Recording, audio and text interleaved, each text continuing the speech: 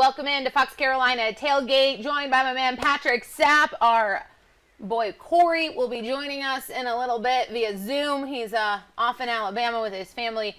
Looking forward to getting him back here soon. But we have a lot to talk about because these coaches this week, both Beamer and Sweeney, ended up in the national spotlight for their comments and actions.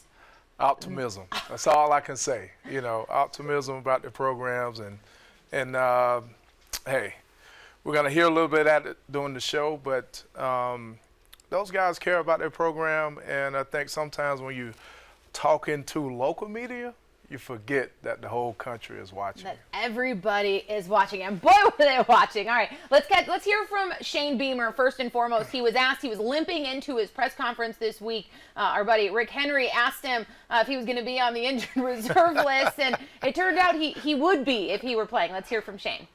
Before anybody starts the narrative like the head football coach is frustrated and lost his poise and all that, no, I care.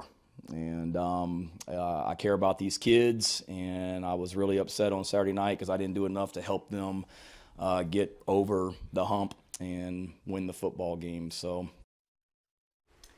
Shane Beamer's explanation for why he kicked something and broke a bone in his foot. He says he won't need surgery, but he says it hurts.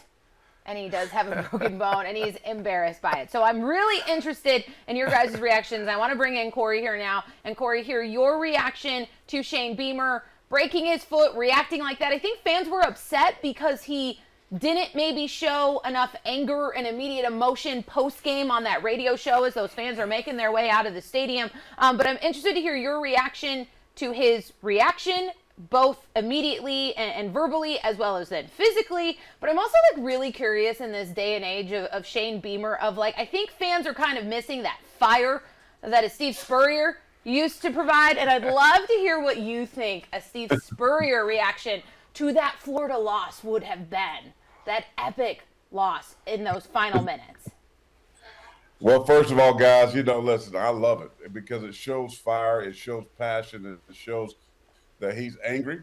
I know people thought he was a little bit monotone at the press conference after the game, but listen, the man broke his foot, so I'm happy about that. But the old ball coach, he'd been throwing headsets, he'd have been cursing, he'd have been saying all kinds of things, maybe turning over the table. But I kind of point this it's righteous anger. When you play the way they played in that fourth quarter, especially defensively, you're up by 10 with about 5 minutes to go in the game against the Gators, and you lose. Hey, you know what? I'm giving you kudos for that. Way to go. Break your foot, break your arm. Maybe your players will take that same mindset, want to break some heads on the football field because they didn't show any type of toughness, any type of grit on that football field. Very disappointing to watch. But hopefully now that Shane has broken his foot and kicked the wall or whatever he kicked, listen, hopefully that will carry on into this game this week, right? Because it doesn't get any easier as they go to Columbia, Missouri. This is the battle of the Mayor's Cup. This is the Battle of Columbia. Missouri last year broke my heart because I was inducted to the Hall of Fame, the Athletics Classic Hall of Fame in 22. I did the Celebrity Start. I mean, I had the crowd of 82,000 fired up, and what did they do? They went out there and lost at home. So hopefully they'll take something different on the road, guys, but it's going to be tough. This is a very good Missouri football team. This team should have beaten LSU at home. They lost the lead in the fourth quarter and lost that game to the Tigers. And this quarterback, Brady Cook, is phenomenal. I think he has 14 touchdowns, 3 interceptions. The running back, Brody Schrader, he's shredding them up in the run game. And, of course, the receiver, Burton III, is phenomenal on the outside. So they get after you on the offensive side. We already knew that Missouri has a good defense. They play solid defense as well. They're at home. This is a tough game for South Carolina. They are in a bad spot. And I felt like, guys, last week that it was a must-win for Shane Beamer and the Gamecocks to maybe become bowl eligible. I mean, because it does not get any easier. On the road at Missouri, they still got to play Clemson. They got to play on the road at Texas A&M. They got a lot of tough games left on that schedule. So this might be another must-win. If they're looking at trying to participate in the postseason, they need to win this football game, but it's going to be difficult. I like Missouri. I have Missouri upsetting Georgia down the road and becoming the SEC East champions. I think this much of this football team, but again, they're getting some guys back that's been hurt.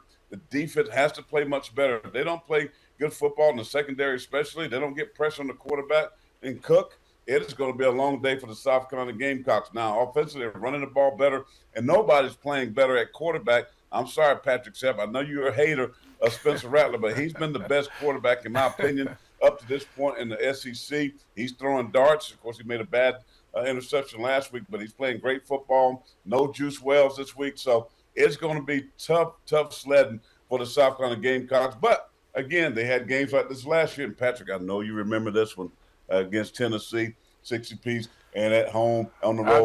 I do. Against Clemson. Talking about this year, though. I know, they shut him down. So you're choking me up. I'm getting choked up thinking about this. Okay, but Corey, here's the question. My last question for you here, and we'll let you go. Really quickly, is our last week's mistake salvageable? Was that effort and something they can flip a switch and change this week, or are these systemic issues within the defense or within the production ability of this football team right now? Yeah, it's just fixable. I mean, it's correctable, guys. I mean, listen, Shane said the defense was the right call. He said Clayton White, the defense coordinator of South Carolina, made the right calls. The execution wasn't there. So when you have those things, execution, they can be fixed. Now, I think they still got some effort. So it's effort, Corey. Effort. Well, effort is one thing, but when you're making mistakes, when you're not blitzing, when you're supposed to blitz, when you're not in the right place, when you're playing zone and not taking the right guy man coverage, that's stuff that can be fixed. I know they worked hard on this all week, but even still, guys, I'm looking at this number right here. Cook is throwing 14 touchdowns, 3 interceptions. Schrader and Burden III, those guys are bad boys. They got a tough road to hoe. And that's why I picked Missouri, and I pick them to win this game because right now what I've seen out of South Carolina hasn't been good enough. And I keep it honest, unlike that guy standing next to you in studio. I am a realist. So here's the question that Beth was really asking you was, do you feel you guys have the talent on the roster to win these games? That's really the question, right? Are you guys good enough to finish the games against Florida, go down in Athens and have an opportunity to win against Georgia? Number 1 team, but have an opportunity to win against them and don't get it done. Is it the talent? Is it the execution? Is it the coaching? Really, what's your opinion about that? If you were giving me a multiple choice test, I would pick all of the above. So I think there's blame to go around. They have the talent, but they have a lot of guys hurt, and they don't have the depth at certain positions right now. I felt like Clayton White could have called some better defenses. And I know Shane Beamer was trying to protect him, and that's what the head coach is supposed to do. But I think that could be better. And I think the execution for sure. Players got to be accountable. Players got to be accountable for themselves and run the calls that are made. So they're not good enough to make those types of mistakes. So to answer your question as far as talent, they're not good enough to make those type of mistakes and expect to win against quality football teams because you're up 10 at home, hostile environment. The fan base has done this job. And if you don't win those games, that's a problem. So that's why right now I have to see it. Speaking of Missouri, don't they call that the show me state? Well, they're going to have to show me that they can correct these things. They're going to show me that they have the talent to match up against viable opponents, especially in the SEC. It's going to be hard. I hope they win. My heart, I'm a Gamecock. I'm wearing it right down here in the heart of Tuscaloosa. Gamecocks right here. But I'm also a realist and know that this team is lacking in some areas. And on the road, we know it gets very difficult in conference play. All right. Well, thank you, Corey, so much. We look forward to having you back here at the desk so we can officially throw elbows. I miss y'all. I love y'all too. I love y'all. Yeah, we love you too, Corey. We'll see you soon. We'll see you soon. Well, when we come back after the break, we'll get your final thoughts about this South Carolina team and where they sit. And then we'll move on to Clemson because we have a lot to talk about with those Clemson Tigers. First, though, we're going to get a look at this weekend's weather from First Alert Chief Meteorologist Kendra Kent.